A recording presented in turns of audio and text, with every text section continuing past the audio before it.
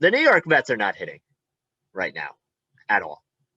They scored 1 run last night, none on Wednesday against Boston, 1 on Tuesday against Boston.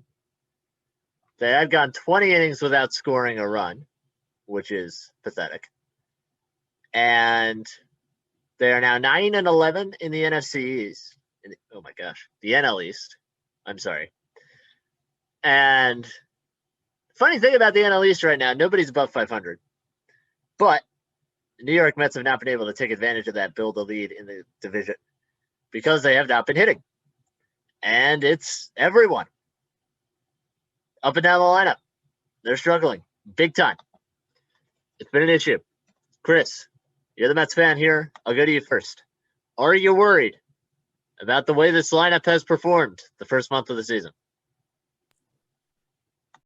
Jimmy,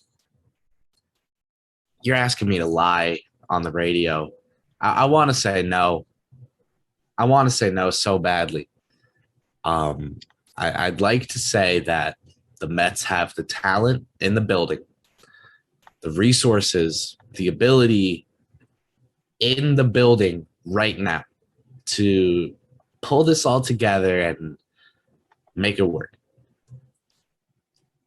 I have trouble being like it's going to happen.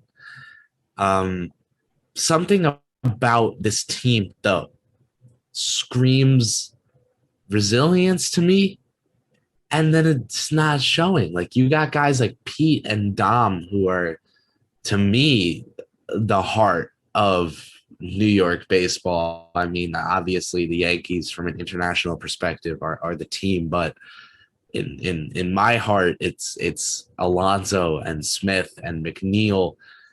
Recently, Lindor, despite the unfortunate on-field results, just from the club altogether, I think there has to be something else to happen, and whether that's I don't want to suggest it even, but like the firing of someone like Chili Davis. I forget often as a sports fan who really assimilated into the world of modern sports and learning about them through games like NBA 2K and Madden, that like you can't always just throw the talent together and voila, got something's not giving for the Mets right now. I think they have guys like they have dudes. It's just a matter of cleaning up the bats, just getting the bats to start buzzing. I don't know what the plan is in the front office to address this. I don't know if they're looking at, Mike and I spoke about this when we hosted one-on-one nightly together a few weeks back, potentially bringing in someone like Chris Bryant.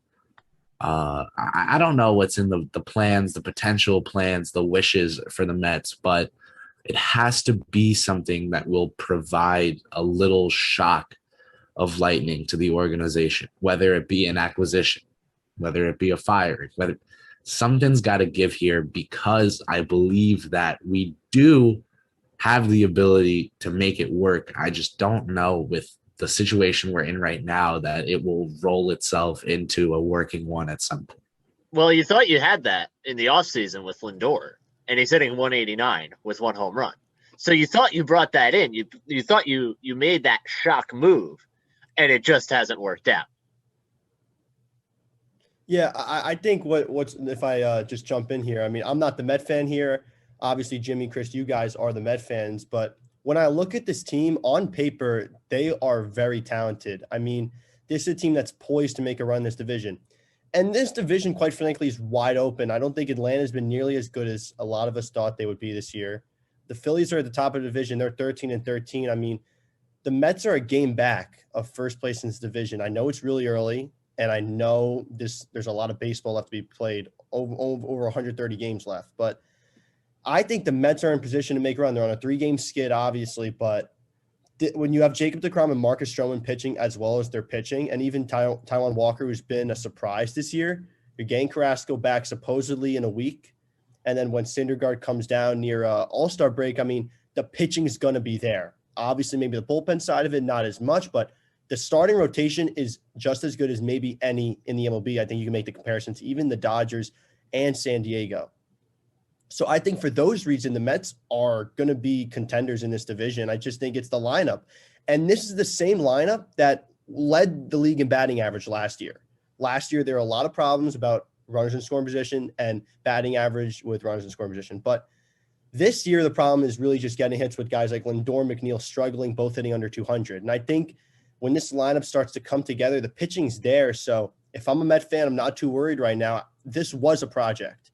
You went into this season knowing it wasn't going to be a right away, instantly going to work. But when you see guys like DeGrom and Stroman lighting it up, you got to feel confident that eventually the lineup's going to come together and produce wins. Oh yeah, I mean the top 3 starters for the Mets, they've been the best in baseball out of any top 3 of any team. I think you can easily say that. Yeah. Walker, a 2.14 ERA. Stroman, who pitched on Friday night, 1.86. DeGrom, 0.51. You can't ask for anything more than that. And that's why it's so frustrating that they're underwater right now. Because, look, as good as those guys have been, as good as Jacob DeGrom is as the best player in baseball, as the best pitcher in baseball, I should say, it's not going to necessarily stay that way. Like, these guys are still going to be really good, I think, but there's going to be some kind of a regression. Now, at that point, you hope the offense has figured it out, but you don't want to play whack-a-mole where it's, on the one hand, great, the pitching's there, but the hitting's been terrible. Or maybe the hitting's good and the pitching's not there, like what we saw from the Mets last year. So that's what is frustrating right now, to watch this offense with McNeil hitting 196, Lindor hitting 189, Dominic Smith hitting 206, Michael Conforto hitting 212, James McCann, who was one of your prized offseason acquisitions, hitting 214. That's the frustrating thing to me, and that's what concerns me, because you're probably not going to get pitching like that going forward, as good as it's been. You'll get good pitching, but maybe not like that.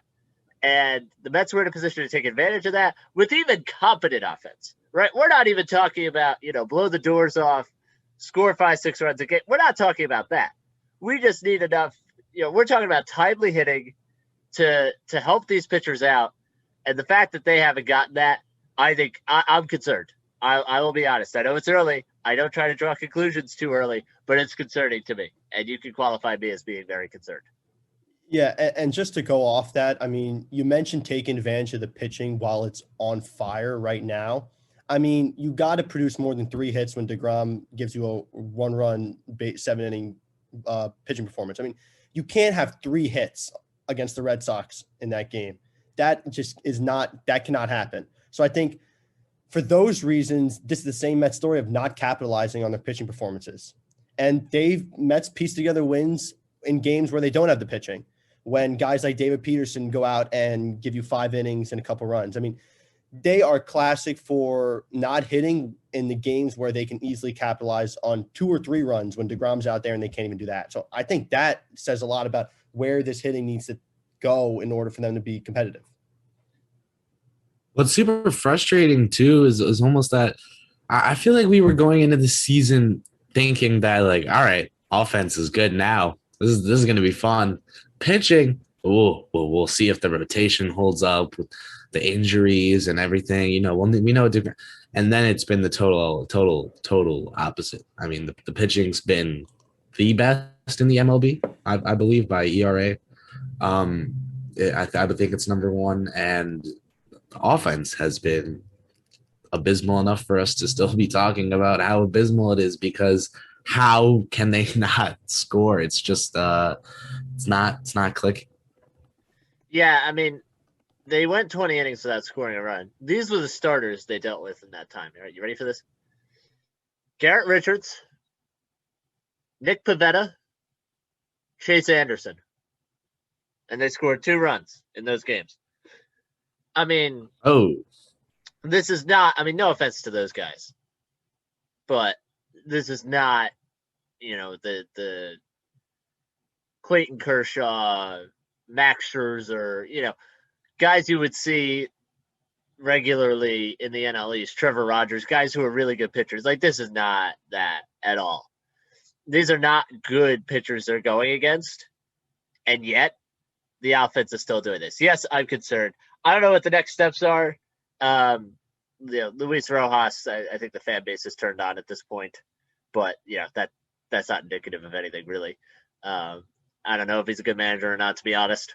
But I do know that people are very skeptical on him, to say the least. So I'm probably skeptical on him as well for this team, for this situation.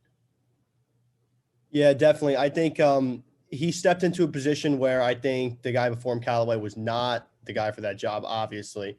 And it's hard to really get a read on Rojas because, he's a quiet manager. He's not really loud, or he doesn't really seem to stand out to you. And at the end of the day, guys like us sitting on it, we're watching. I mean, we know the game, and we're studying up on the Mets and the Yankees, but it's hard to know what's going on inside that locker room. I mean, is Rojas how he works with the players? And I think it's tough for us to call for his job if the guys are going out there and not performing. I mean, Rojas isn't responsible for Francisco Lindor hitting 189 after just signing a $341 million contract. That's not on him. And at the end of the day, the players got to go out to perform. I always say this in regards to managers. They can put players in positions to perform, but at the end of the day, the players have to perform. And Rojas can't go up there and knock in a guy from second with 2 outs. The players got to do that. And it seems very simple, but I don't think if you're the Mets, you rush to call Rojas and fire him. I think a new manager trying to get these guys together on the same page and get the chemistry going would just work against the Mets at this point. So I'm not there if I'm a Met fan. I think they just need to let this lineup come together on its own.